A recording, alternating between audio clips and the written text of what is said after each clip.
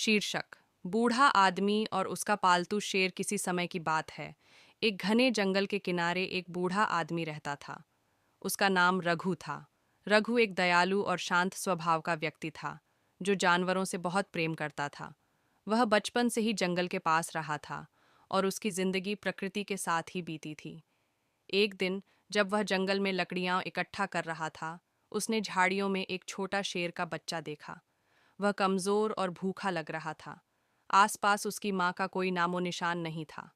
रघु को दया आ गई और वह उसे अपने झोपड़ी में ले आया। उसने उसे दूध और खाना खिलाया और धीरे धीरे उसकी देखभाल करने लगा। समय बीतता गया और वह छोटा शेर बड़ा हो गया। रघु ने उसका नाम शेरू रखा। शेरू अब एक शक्तिशाली और सुंदर शेर बन चुका था, लेकिन वह कभी भी रघु को नुकसान नहीं पहुंचाता था। दोनों की दोस्ती ऐसी थी कि गांव वाले भी आश्चर्य में पड़ जाते थे। गांव के लोग डरते थे कि एक दिन शेरू अपने जंगली स्वभाव में लौट आएगा और रघु के लिए खतरा बन सकता है।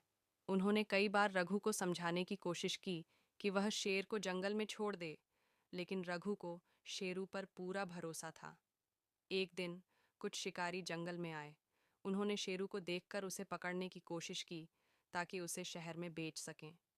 लेकिन जैसे ही उन्होंने जाल फेंका, शेरू ने गुस्से में दहाड़ लगाई और रघु की ओर देखा। बूढ़ा आदमी डर गया था, लेकिन शेरू ने उसे कोई नुकसान नहीं पहुंचाया। वह समझ चुका था कि शिकारी बुरे लोग हैं और उसने उनके जाल को तोड़ दिया। शिकारी डरकर भाग गए। उस दिन गांव वालों को भी समझ आ गया कि शेरू और रघु का रिश्ता सिर्फ एक इंसान और जानवर का नहीं,